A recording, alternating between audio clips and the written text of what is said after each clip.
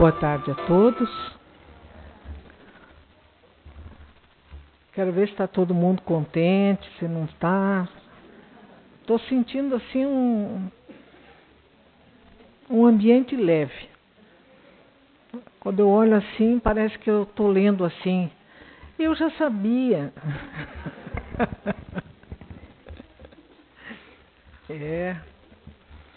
É isso aí. Então, antes de iniciarmos nossa reunião dessa tarde, eu gostaria de avisar aos pais que o recesso da evangelização se dará no dia 14 e 21. Dia 28 já tem a evangelização normal. E dia 21 nós vamos deixar aqui escrito, para que todos vocês possam vir. Vai ser uma tarde muito proveitosa para todos nós, tendo direito a um cafezinho gostoso, comer uma bolachinha, conversar, porque nosso amigo vai falar sobre a arte em cada um de nós e ele desenvolve de uma forma muito gostosa, muito simples,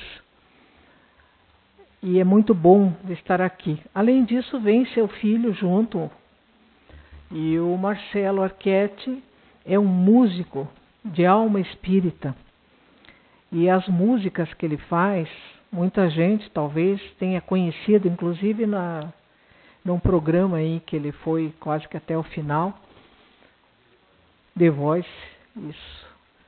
E as músicas que ele compõe são de uma suavidade, ele é toda uma pessoa de uma suavidade muito grande. Então a arte dele e outras artes que estão aí, artes de pintura e tudo mais, nós vamos poder falar sobre tudo isso e passar uma tarde bem gostosa junto. Todos vocês estão convidados e se quiserem trazer alguém também, estão convidados.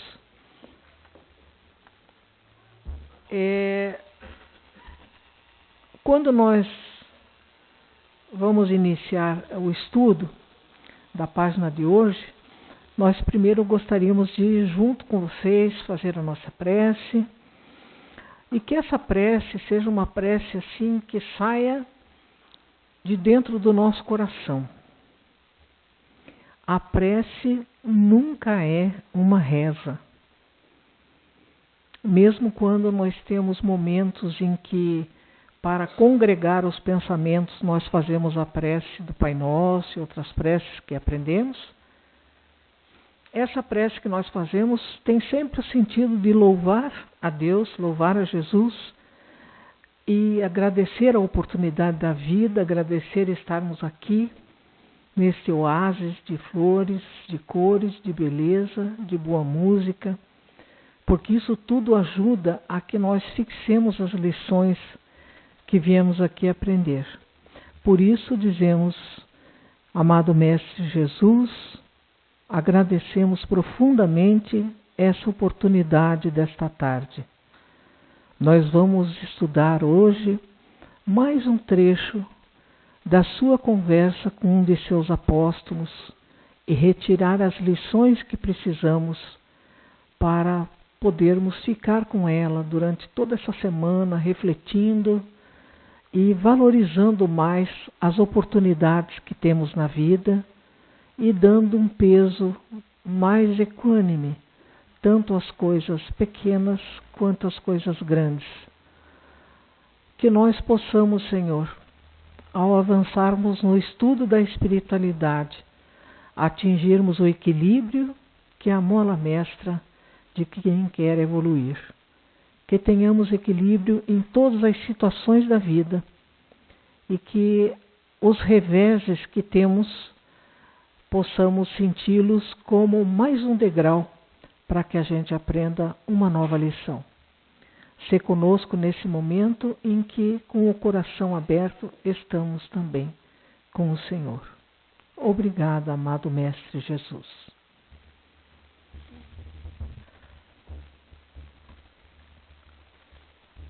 O título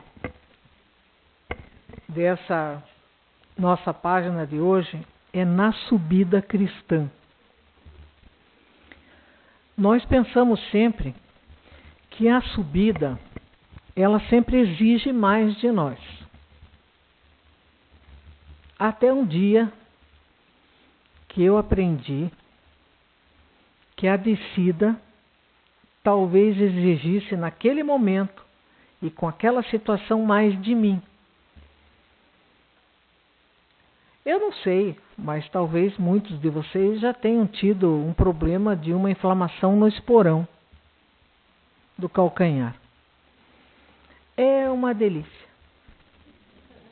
Você pisa e ele grita. E é muito interessante que eu sempre achei também que subir era mais difícil e descer era muito fácil. Só que quando eu descia, ficava mais difícil apoiar só a ponta do pé e descer 4 andares,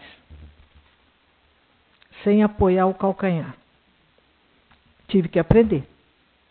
Aí quando sara do pé esquerdo, vai para o direito, para nenhum ficar com ciúme do outro. E eu aprendi que tanto faz descer ou subir, causa para nós certas dores, e nós estamos aqui para nos adaptarmos a tudo. Aí quando eu aprendi a subir e a descer daquela forma que tinha que ser, aí eu sarei. Então, quando eu lia e lembrava dessa passagem, na subida cristã, eu vi que aqui começa uma conversa nessa lição, Filipe com Jesus. Nós estamos ainda no início, quando ele está construindo o seu apostolado. Então ele conversava muito com os apóstolos e muitas coisas que ele dizia aos apóstolos, ele não dizia ao público. E ele, como todo bom mestre, chamava a atenção dos apóstolos quando eles cometiam os erros. Chamava a atenção como só Jesus pode chamar. Não é como nós, às vezes, chamamos a atenção de alguém, né?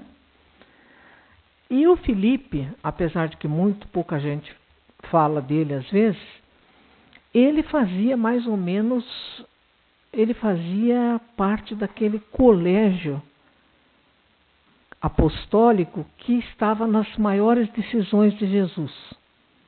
Sempre que nós vemos coisas importantes, está Pedro, Tiago e João. Pedro, Tiago e João. E o Filipe era desta turma. E lá no Evangelho, principalmente nos Atos dos Apóstolos, nós vamos ver muitas coisas sobre Filipe. E Filipe é um apóstolo que tinha 2 filhas. E essas 2 filhas de Filipe eram médiuns. E elas então acabaram se tornando, como nós vemos nas cartas de Paulo, a Lloyd e sua mãe e tudo mais, outras mulheres importantíssimas que sustentavam as igrejas que Paulo fundava. Porque as igrejas que ele fundava eram igrejas dentro de uma casinha. Não tinham muito espaço assim.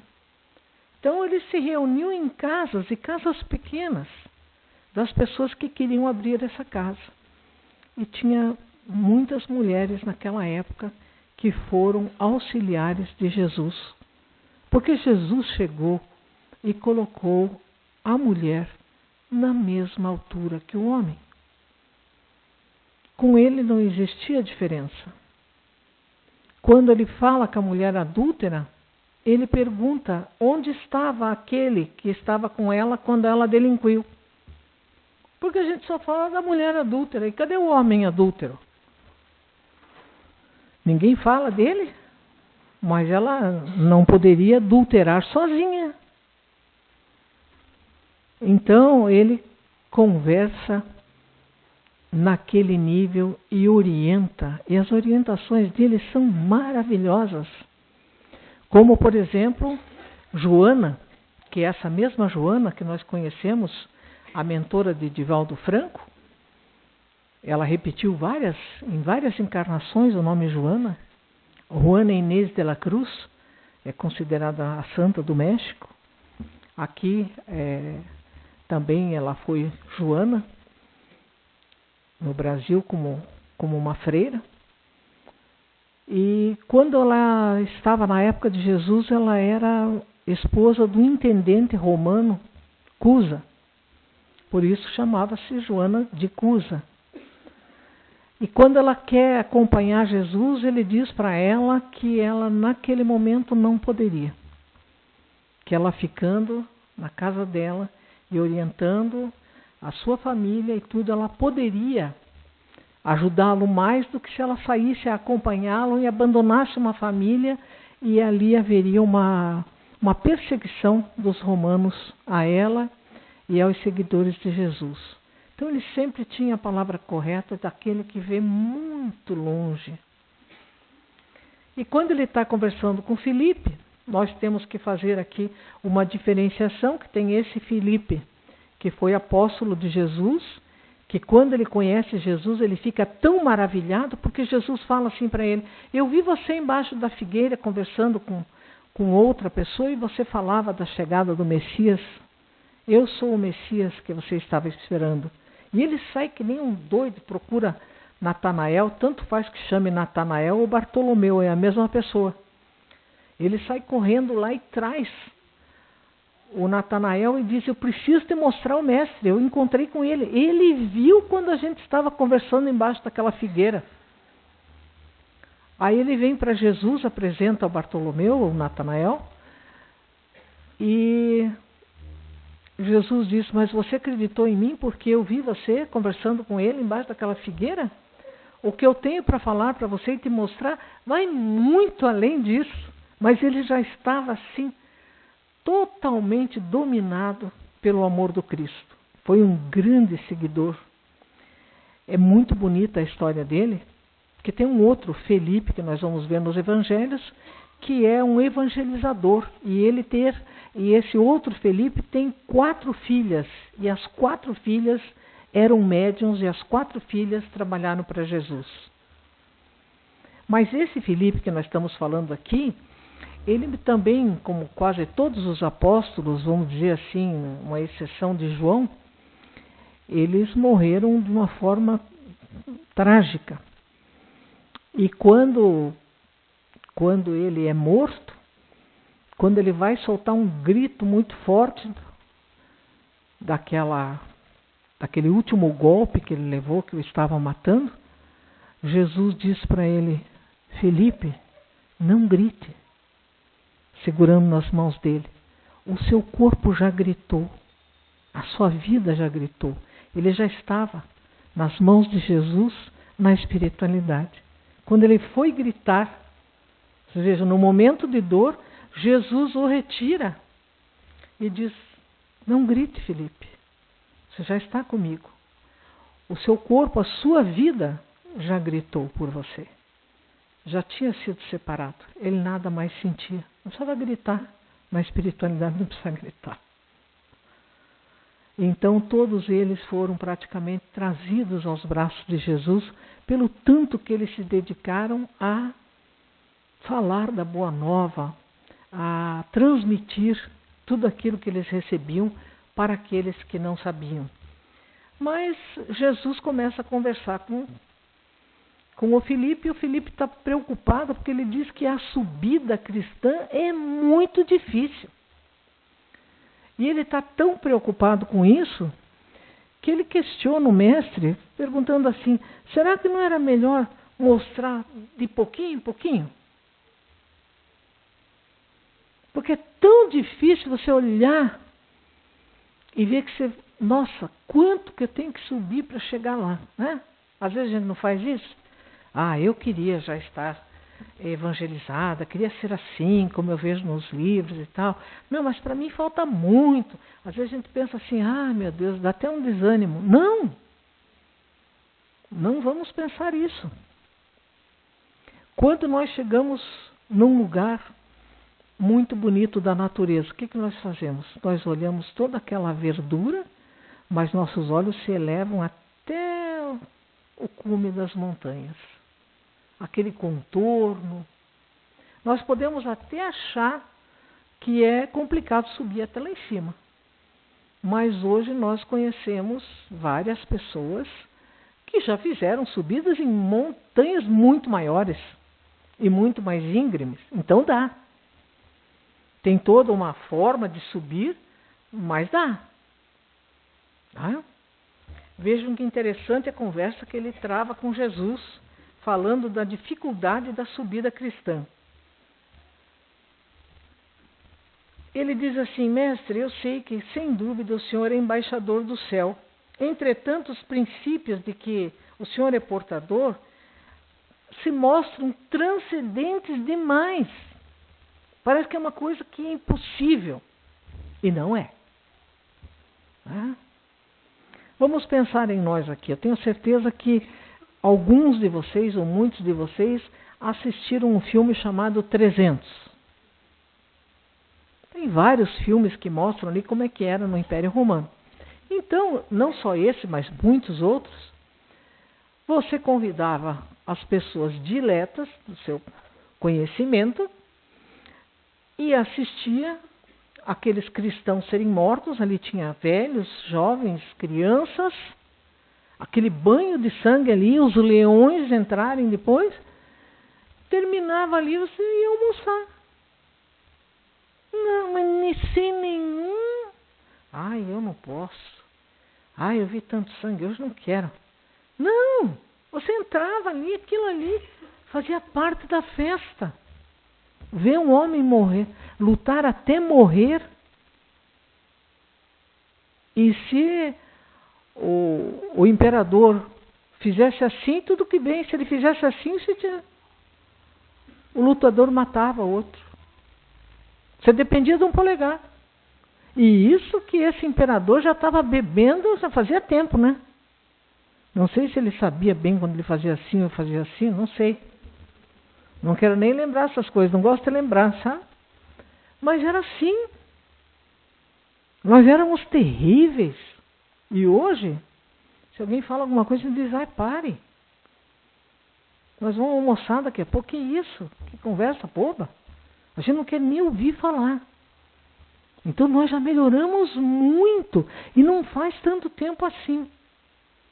Em 1000 anos, em 1 milênio, quantas encarnações nós podemos ter? Vamos pegar pelo razoável. Uma pessoa que vai ter uma a cada 100 anos, ela faria 10? Mas é muito difícil. Porque tem um tempo que você passa perdido no espaço. Então, às vezes não dá. 100 anos, uma, daí no próximo decênio, depois no próximo... Não, tem umas que não dá. A cada século, uma... Não, às vezes você pula. Você fica perdido no espaço. Tem gente que fica perdido 200, 300, 500 anos. Para daí voltar novamente às reencarnações.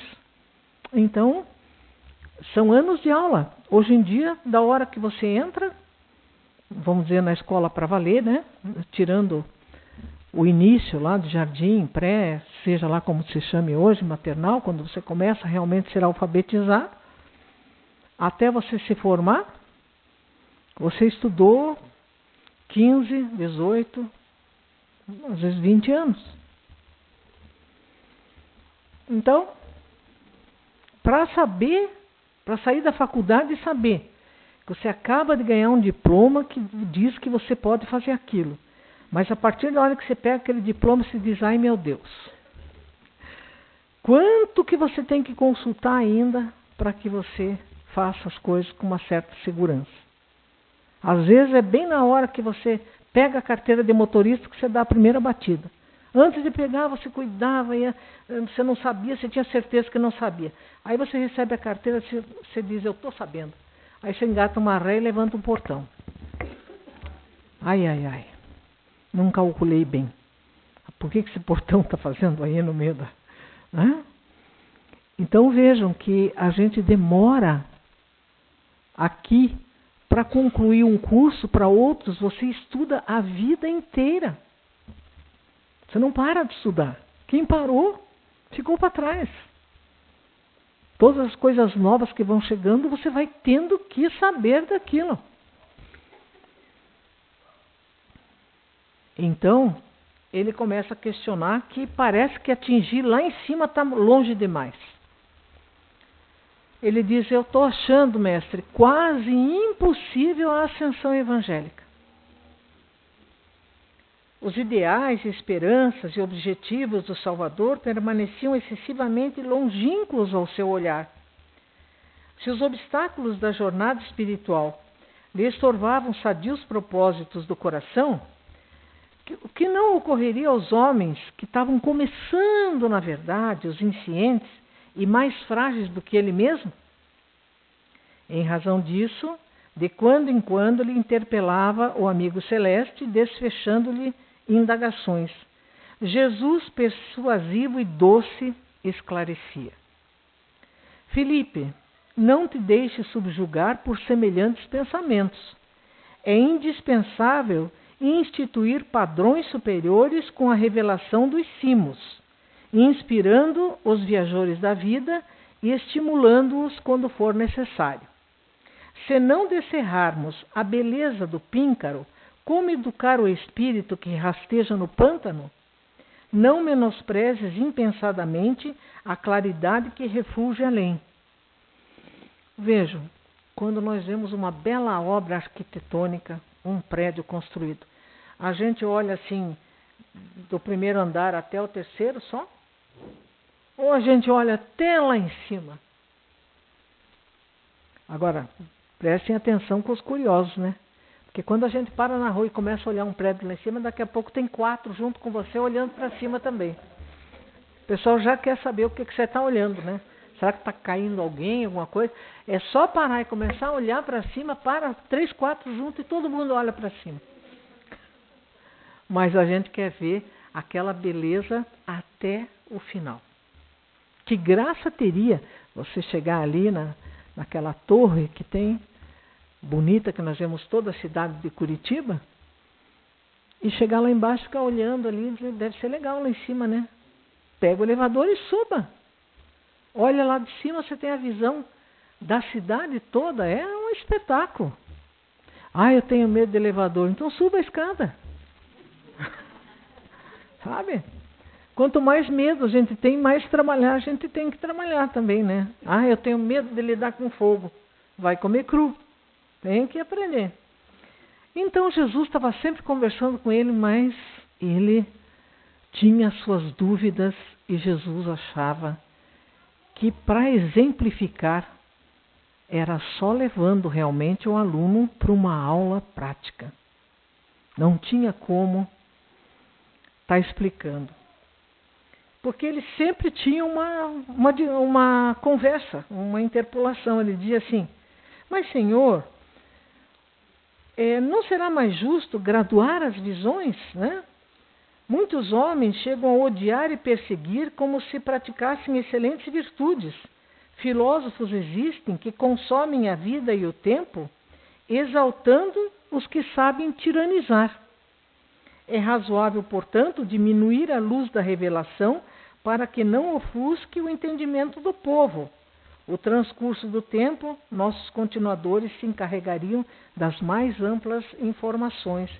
E o Cristo sorria benevolente e acrescentava: se as ideias redentoras de nossos ensinamentos são focos brilhantes de cima, reconheçamos que a mente do mundo está perfeitamente habilitada a compreendê-la. A gente é que muitas vezes começa a julgar os outros, achando que eles têm menos condições que nós de compreensão. Às vezes, justamente porque eles não perdem tempo complicando as coisas, é que eles entendem com mais facilidade. Aí Jesus diz para ele: não é a coroa da montanha que perturba a planície. Se os obstáculos aparecem, impedindo-nos a subida, essas dificuldades pertencem a nós mesmos. Uma estrela beneficia sempre, convida ao raciocínio elevado, no entanto, ela jamais incomoda. E o poeta dizia, né? Não se pode arrancar uma flor sem incomodar uma estrela. Imagina sair, como aqui em Santa Felicidade, que tem menos luz do que em outros bairros, numa noite de inverno, de outono, que são as noites mais lindas que nós temos, E olhar para cima, aquele céu estrelado, que coisa maravilhosa quando tem uma lua nova, uma lua cheia na praia. Quando o mar está bem calmo, por perto da meia-noite, assim, que dá aquela maré bem baixa, que você olha assim aqueles navios entrando no porto de Paranaguá e observa o encontro do mar com o céu e aquela luz sobre o mar. Aquilo é maravilhoso. Maravilhoso. Imagina que eu não vou olhar para cima. Todo mundo quer ver, todo mundo gosta de ver as estrelas, mas gostamos de ver as coisas bonitas. E o velho irmão, penetrava o terreno das longas perquisições interiores e concluía afirmando: Senhor, como eu desejava compreender claro tudo isso. Ele só via dificuldade em olhar para cima. Ele achava que era difícil a ascensão evangélica, era difícil o nosso erguimento espiritual, a nossa subida na espiritualidade. E Jesus entende que está na hora de fazer um passeio com Felipe. Vamos junto no passeio dele. Certo dia, ambos se preparavam para alcançar os cimos do Hermon, que é uma montanha lá na terra deles. E em jornada comprida e laboriosa, quando o apóstolo, ainda em baixa altitude, se pôs a admirar deslumbrado os resplendores que fluíam da cordilheira.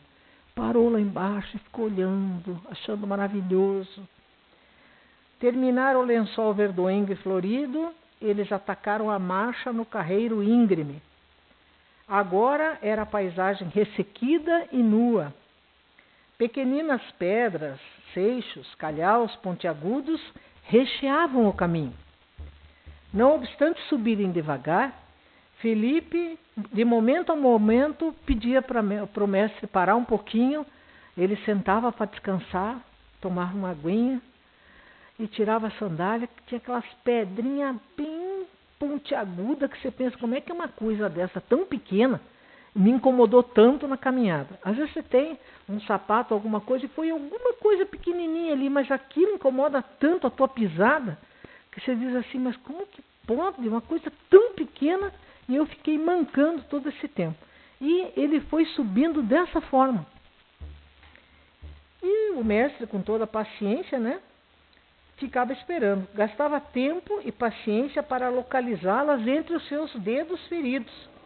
Dezenas de vezes eles pararam, de súbito, repetindo Felipe a operação, e, ao conquistarem as eminências da serra, banhados de sol, na prodigiosa visão da natureza em torno, o mestre, que sempre se valia das observações diretas para fixar as lições, explicou-lhe brandamente: Como reconheces, Felipe, não foi a claridade do alto que nos dificultou a marcha, mas sim a pedrinha modesta do chão.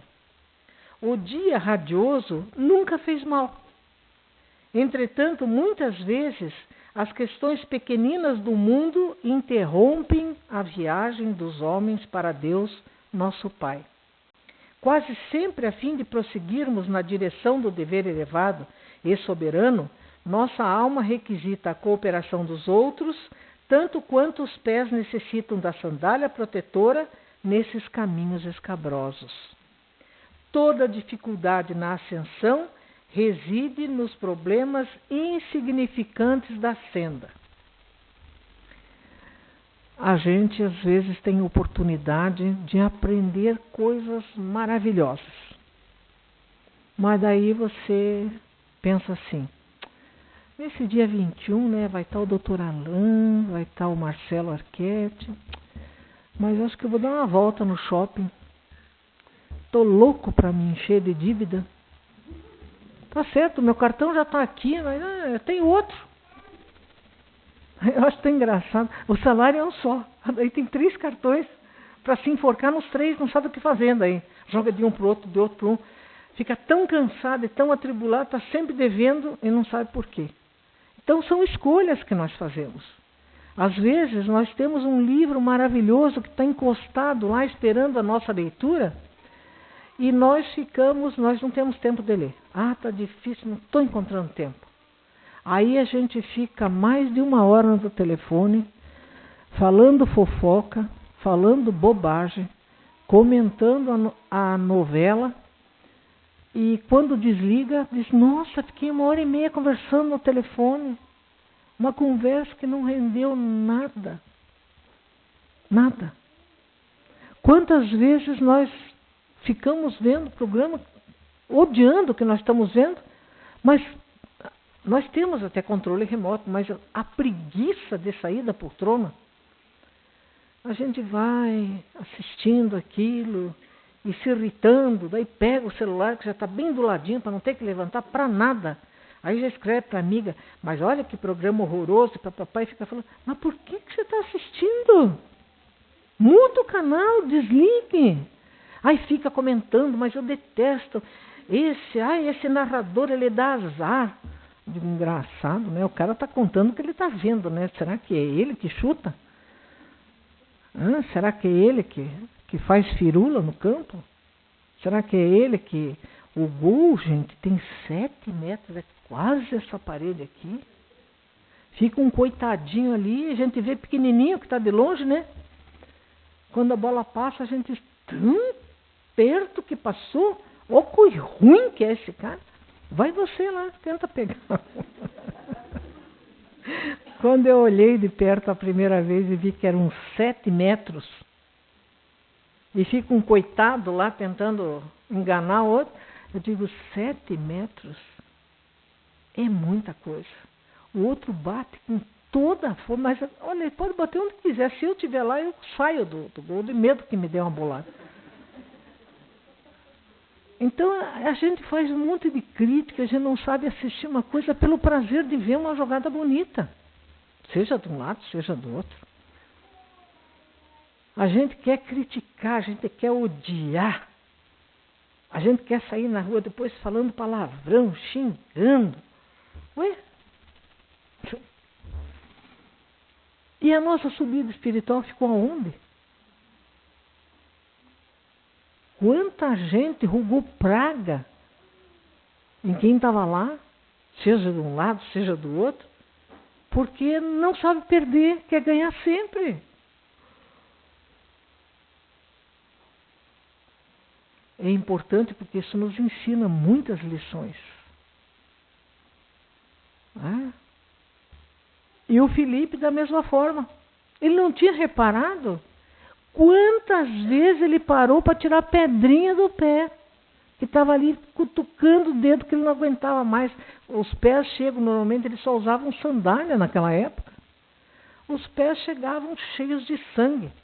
Por isso que um bom anfitrião, se era inverno, trazia uma água morna. E se era verão, uma água fresca. Porque a primeira coisa que você fazia para uma visita era que ela colocasse os seus pés na água, para que ela se refrescasse ou que aquecesse os pés. Porque os pés, agora não. Você olha ali, você quer subir um morro, você vai lá, você encontra uma bota própria. A pedra não entra de jeito nenhum, nem a cobra não morde, porque ela quebra os dentes se ela morder aquela bota. Então as coisas vão evoluindo para que você suba com mais facilidade. Assim como para nós, os livros hoje, olha quantos livros nós temos.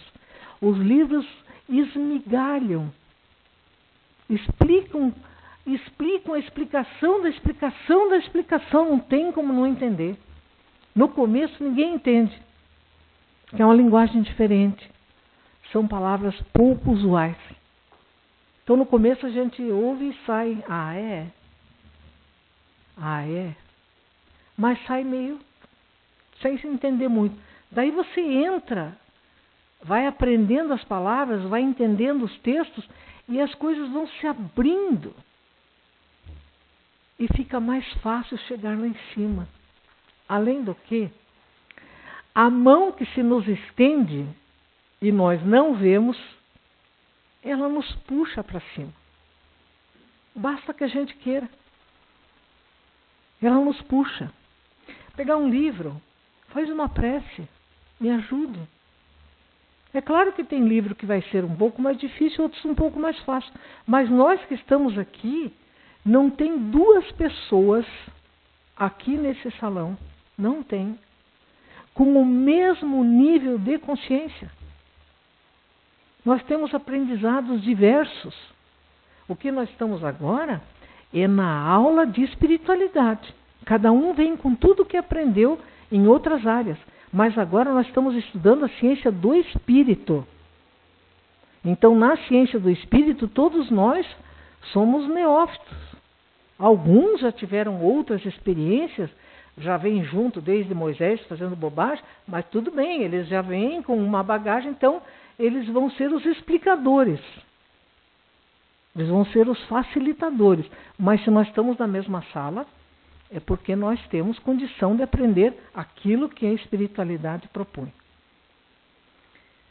E aí, Jesus diz assim para ele: toda dificuldade na ascensão reside nos problemas insignificantes da senda, do teu caminho. Percebam como nós nos desviamos, às vezes, por conta de alguém que está sendo um verdadeiro instrumento do mal para nos irritar. E a gente deixa. A gente tem que aprender a cortar. Posso falar um minutinho com você agora? Nem meio minutinho. Quando eu puder, eu retorno a ligação. Tem horas que não dá. Mas a gente não consegue. Daí a gente fica, a pessoa fala e repete. E daí a comida já queimou, você perdeu o horário, você vai chegar atrasado na sua consulta. Você não agradou ninguém, desagradou a todo mundo, principalmente é você. Então quem tem que saber do seu tempo é você. Posso falar um minutinho? Agora não. E tchau. Não é? Agora não, e começar a explicar. Bom, daí já perdeu tudo. Quanto que nós perdemos de oportunidade por não saber dizer não? E a nosso falar tem que ser sim, sim e não, não. Quantos nãos que a gente fala para o filho da gente? Quando ele é pequenininho, então, tadinho. Não. Mexe aqui, mexe ali, é tudo não. Ele acostuma. Ele sabe, ele confia na mãe, que a mãe tá. Ele vai e tenta, né? Não mexe na tomada, ele vai e mexe. Até o dia que ele mexe, você deixa, toma um choque, você diz, viu por que eu dizia não? Ai, que susto! Eu digo, tá bom, agora não mexa mais. E Jesus termina essa lição maravilhosa dizendo assim: assim também a caminhada humana. As questões mais ínfimas, se conduzidas pela imprudência, podem golpear duramente o coração.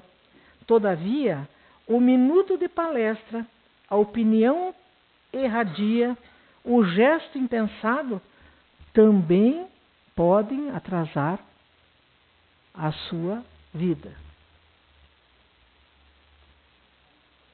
Uma amiga minha disse, nós temos 3 coisas para fazer hoje de manhã. Ir aqui, ir ali no supermercado e voltar. Mas isso aí a gente faz em 1 hora. Ela diz, não, só se for você.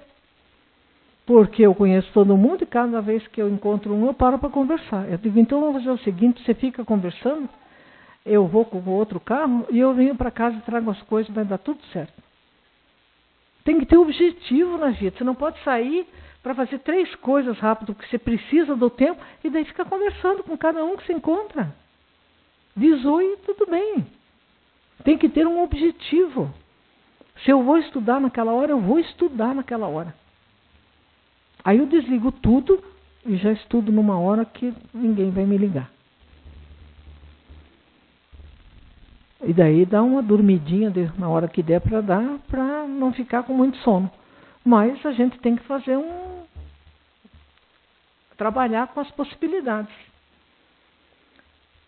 Ele diz assim, podem converter-se em venenosas pedrinhas que cortam os pés, ameaçando-nos a estabilidade espiritual. Entendes agora a importância das bagatelas em nosso esforço diário? O pescador Galileu meneou a cabeça significativamente e respondeu satisfeito. Sim, mestre, agora eu entendi. Se eu estou olhando para o cume e sei que eu vou demorar para chegar lá, eu tenho que me preparar para a subida. Usar alguma coisa no meu pé que não vá me machucar os pés. E estar em boas condições e não parar por qualquer pedrinho. Tem que continuar. Senão demora muito. O subir depende só de nós. Nós podemos passar um dia e pensar como que nós fizemos com o nosso dia. Eu achei muito interessante a resposta do Haroldo Dutra Dias quando perguntaram, mas como que pode?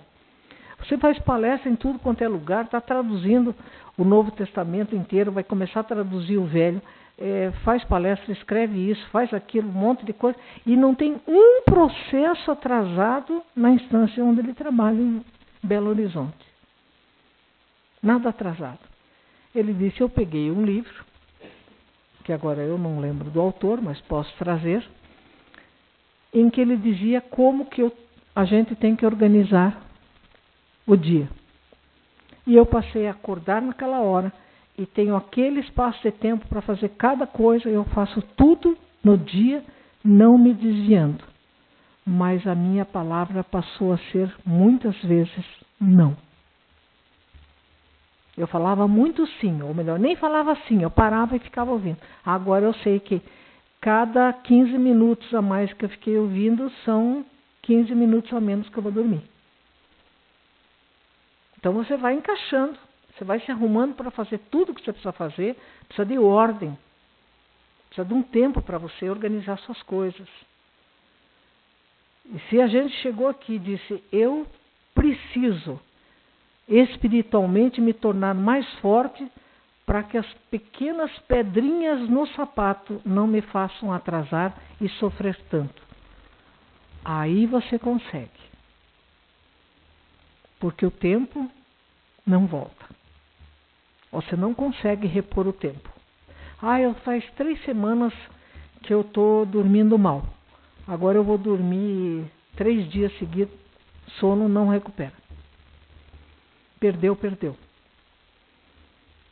É uma dificuldade, o corpo vai se acomodando, mas não recupera. Então você precisa pensar que você tem que estar saudável o mais que você puder dentro das condições de saúde que você se encontra, para que mentalmente você chegue mais longe. Há que se fazer sacrifícios de coisas de menor valor. A nossa subida não será tão difícil. E olhar para onde nós podemos chegar vai fazer um grande bem.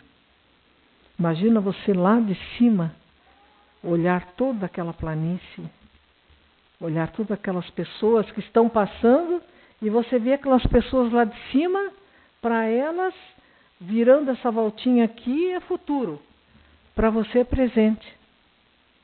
Elas estão andando lá embaixo e você vê as pessoas no presente. Para elas é futuro, que elas vão ter que passar por uma água. Você já está vendo. Você está mais alto. Você está enxergando lá do cume. Você já ganhou muito em capacitação. Vamos fazer isso. Poder estar num lugar onde a gente já tem uma visão maior de presente. Deixa o passado para lá. Não tem como arrumar passado. Não existe isso. Vamos pensar no hoje, viver hoje, ser feliz hoje. Usar aquela louça bonita hoje. Que você guarda, faz 50 anos que está guardando, você não vai usar e vai passar para os outros. Usa hoje o que você tem de bonito lá. A roupa é bonita? Usa hoje.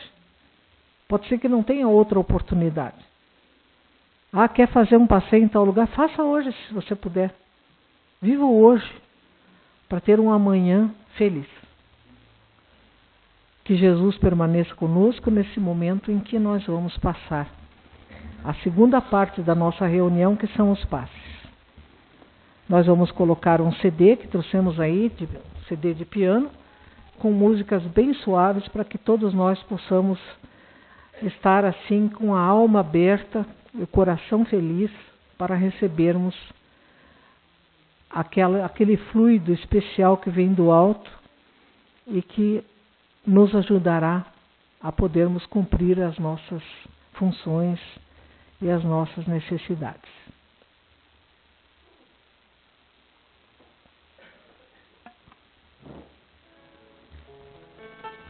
Amado Mestre Jesus, agradecemos a presença dos bons espíritos entre nós que trabalham em seu nome e por amor ao seu nome.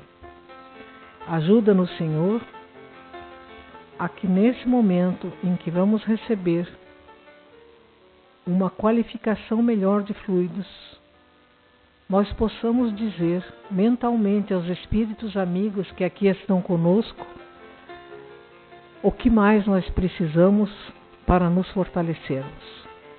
Que nós não desfaleçamos jamais, que a esperança, a força e a coragem permaneçam no nosso ideal de vida. Que assim seja.